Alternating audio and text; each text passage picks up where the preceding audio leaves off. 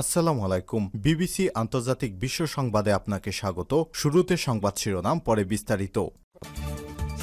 বাংলাদেশের সর্বশেষ গুরুত্বপূর্ণ আপডেট সংবাদে আপনাকে স্বাগত। শুরুতেই সংবাদ শিরোনাম, পরে বিস্তারিত। প্রথমেই জানাবো আমাদের হাতে থাকা সর্বশেষ গুরুত্বপূর্ণ সবথেকে তাজা আপডেট সংবাদ। শেখ হাসিনা রায় ঘিরে বিচারক ও প্রসিকিউটরদের হত্যার হুমকি, গ্রেপ্তার এক। জুলাই গণঅভ্যুত্থানে সংগঠিত গণহত্যার ঘটনায় মানবতাবিরোধী অপরাধের মামলায় শেখ হাসিনা রায় ঘিরে ট্রাইব্যুনালের ৩ বিচারক ও প্রসিকিউটরদের হত্যার হুমকির ঘটনায় ৪ জনকে শনাক্ত করেছে আইন শৃঙ্খলা রক্ষাকারী বাহিনী। ইতিমধ্যে মোহাম্মদ শরীফ ২০ নামের একজনকে গ্রেপ্তার করেছে পুলিশ। আজ প্রসিকিউটর তানভীর জোহা বিষয়টি নিশ্চিত করেছেন। গ্রেপ্তার শরীফ ভোলার লালমোহন থানা ২ নম্বর ওয়ার্ডের সাতানি এলাকার মোহাম্মদ হারুনের ছেলে। এরপর জানাবো, ককটেল ছুড়ে পুলিশের মনোবল ভাঙলে আইন প্রয়োগ করা হবে বলছে ডিএমপির কমিশনার। মিরপুরের পল্লবী থানার সামনে ৩টি ককটেল বিস্ফোরণের ঘটনার পর ঢাকা মহানগর পুলিশ ডিএমপির কমিশনার শেখ মোহাম্মদ সাজ্জাদ আলী বলেছেন, ককটেল হামলায় এক পুলিশ সদস্য আহত হয়। পুলিশের মনোবল ভাঙার যারা চেষ্টা করছেন তাদের বিরুদ্ধে আইন প্রয়োগ করে তারপর বড় ধরনের শাস্তির ব্যবস্থা করা হবে। এদিকে আশুলায় মরদেহ পোড়ানোর মামলা, রাজসাক্ষীকে জেরা করাকে কেন্দ্র করে ট্রাইব্যুনালে হট্টগোল।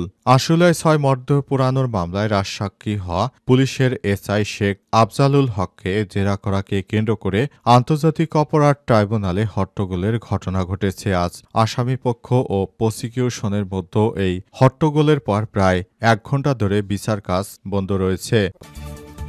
জানাবো, তত্ত্বাবধায়ক সরকার ব্যবস্থা পুনর্বহালের রায় নতুন দিগন্তের সূচনা করবে বললেন আমির খসরু। তত্ত্বাবধায়ক সরকার পুনর্বহালের রায় নতুন দিগন্তের সূচনা করবে এমন মন্তব্য করেছেন বিএনপির স্থায়ী কমিটির সদস্য আমির খসরু মাহমুদ চৌধুরী। আজ ২০ নভেম্বর ঢাকা বিশ্ববিদ্যালয় ঢাবির বটতলায় কমল মেডি-8 আয়োজিত ফ্রি মেডিকেল ক্যাম্পের উদ্বোধনী শেষে গণমাধ্যম কর্মীদের সঙ্গে আলাপকালে এমন মন্তব্য করেছেন বিএনপির এই স্থায়ী কমিটির সদস্য। এবং সর্বশেষ জানাবো, যুদ্ধবিরতির মধ্যে নতুন করে হামলা, কমপক্ষে ২৮ জন ফিলিস্তিনি নিহত। গাজা উপত্যকায় যুক্তরাষ্ট্রের মধ্যস্থতায় যুদ্ধবিরতি কার্যকর থাকা অবস্থায় নতুন করে দখলদার বাহিনীর হামলায় কমপক্ষে ২৮ জন নিহত হয়েছে ও ৭৭ জন আহত হয়েছে। একে যুদ্ধবিরতির অন্যতম লঙ্ঘন বলে আখ্যা দিয়েছে স্থানীয় কর্তৃপক্ষ। প্রিয় দর্শক, এতক্ষণ শুনছিলেন সংবাদ শিরোনাম, এবারে বিস্তারিত। তবে তার আগে বন্ধুরা, অনুরোধ থাকবে এই সংবাদটিতে একটি লাইক দিন। এই চ্যানেলে আপনি নতুন হয়ে থাকলে আমাদের সংবাদটি দেখতে দেখতে চ্যানেলটি সাবস্ক্রাইব করে রাখুন। কমেন্ট করে বন্ধুরা আপনার মূল্যবান মতামত জানিয়ে দিন আপনি বিশ্বের কোন দেশ থেকে বা বাংলাদেশের কোন স্থান থেকে আমাদের সংবাদটি দেখছেন এবং শুনছেন।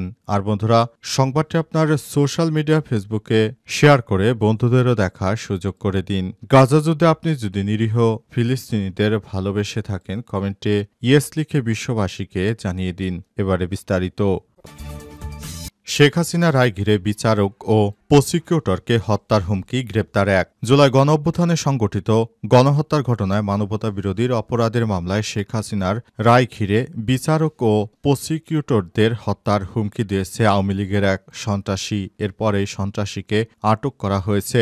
এই সন্ত্রাসী আত্মগোপনে থেকে তারপর প্রসিকিউটর সহ যারা শেখ হাসিনার বিচার কাজ পরিচালনা করেছে তাদেরকে হত্যার হুমকি দিয়ে আসছিল ফেসবুকে ঢুকে। তারপর বিভিন্ন সময় দেশের মধ্যে অরাজক পরিস্থিতি তৈরি করার চেষ্টা করছিল। এরপর এদেরকে আটক করা হয়েছে বলে আজ ডিএমপির পক্ষ থেকে নিশ্চিত করা হয়েছে। উক্ত ব্যক্তির বিরুদ্ধে অবশেষে মামলা হবে।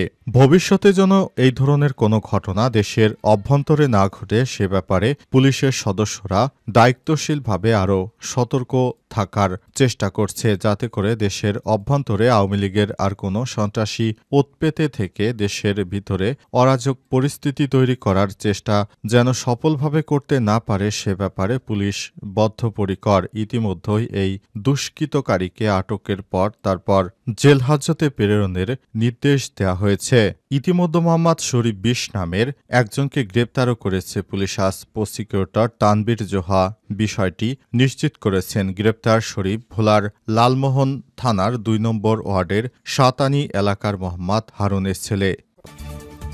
ককটেল ছুড়ে পুলিশের মনোবল ভাঙতে চাইলে আইন প্রয়োগ করা হবে বললেন ডিএমপির কমিশনার। মিরপুর পল্লবী থানার সামনে ৩টি ককটেল বিস্ফোরণের ঘটনার পর ঢাকা মহানগর পুলিশ ডিএমপির কমিশনার শেখ সাজ্জাদ আলী বলেছেন, ককটেল হামলায় এক পুলিশ সদস্য আহত হয়, পুলিশের মনোবলে আঘাত লেগেছে। তিনি সতর্ক করে বলেছেন, ককটেল ছোড়া বা এই ধরনের হামলার মাধ্যমে পুলিশের মনোবল দুর্বল করার চেষ্টা হলে আইন অনুযায়ী কঠোর ব্যবস্থা গ্রহণ করা হবে। বৃহস্পতিবার ২০ নভেম্বর ডিএমপির গোয়েন্দা শাখা সাইবার সাপোর্ট সেন্টার উদ্বোধন শেষে সাংবাদিকদের তিনি এসব কথা বলেছেন। দুর্বৃত্তদের কর্মকাণ্ড থেকে বিরত থাকার আহ্বান জানিয়ে কমিশনার বলেন, এই ধরনের ঘটনা চলতে থাকলে জনগণকেই নিজেদের ঘরবাড়ি পাহারা দিতে হবে। এর আগে ১৬ নভেম্বর এক বেতার বার্তায় ককটেল নিক্ষেপগা গাড়িতে অগ্নিসংযোগের চেষ্টা করলে গুলির নির্দেশ দেন ডিএমপির কমিশনার। এ বিষয়ে তিনি জানান, নাশকতা করলে গুলি করার বিধান পুলিশের আইনে আছে। ককটেল মেরে নাশকতার চেষ্টা করলে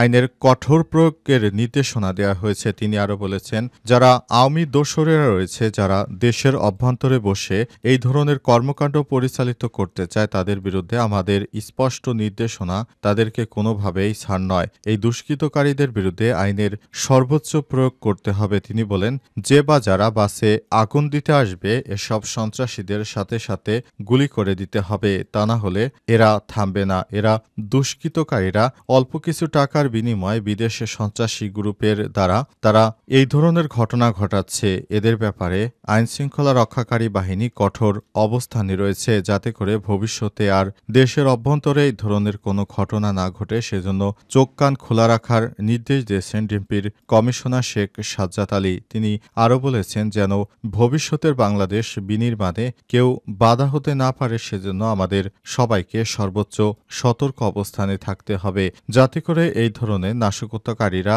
আর বিশৃঙ্খল পরিবেশ তৈরি করতে না পারে। সে ব্যাপারে সবাইকে আরও বেশি যথাযথ কঠোর অবস্থানে থাকতে হবে। রাজসাক্ষীকে জেরা করাকে কেন্দ্র করে ট্রাইব্যুনালে হট্টগোল। আশুলিয়ায় মরদেহ পোড়ানোর মামলা।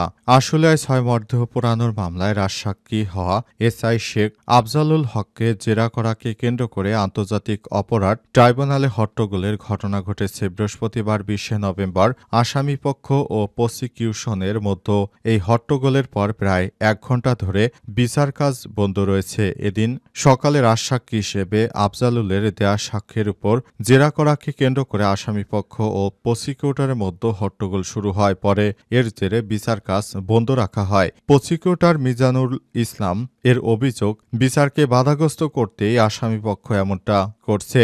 এর আগে বুধবার ১৯ নভেম্বর আশুলিয়ায় ৬ মরদেহ পোড়ানোর ঘটনায় ৭ জনকে হত্যার দায়ে মানবতাবিরোধী অপরাধের মামলায় সাবেক এমপি সাইফুল ইসলাম সহ ১৭ আসামির বিরুদ্ধে সাক্ষ্য দেন রাজসাক্ষী আফজালুল। ট্রাইব্যুনাল ২ এর সদস্য অবসরপ্রাপ্ত জেলা ও দায়রা জজ মোহাম্মদ মজদুরুল বাসিদের নেতৃত্বাধীন ২ সদস্যের বিচারিক প্যানেলে তার জবানবন্দি রেকর্ড করা হয়। ট্রাইব্যুনালে রাজসাক্ষী হিসেবে দেয়া জবানবন্দিতে এসআই শেখ আফজালুল হক জানান, আশুলিয়া থানার তৎকালীন OC Saeed SI ASI Biswajit সহ কয়েকজন পুলিশ আশুলিয়া থানার সামনে ৬ জনকে গুলি করে হত্যার পর পেট্রোল ঢেলে মরদেহ আগুন দিয়ে পুড়িয়ে দেয়। এ সময় জুলাই গণ অভ্যুত্থানের ২৪ ৫ আগস্ট আশুলিয়ায় পুলিশের পুড়িয়ে ফেলা শহীদদের জন্য কিছু করতে না পারায় তাদের পরিবারসহ আন্তর্জাতিক অপরাধ ট্রাইব্যুনালের কাছে ক্ষমা প্রার্থনা করেন পুলিশের এই সদস্য আফজালুল।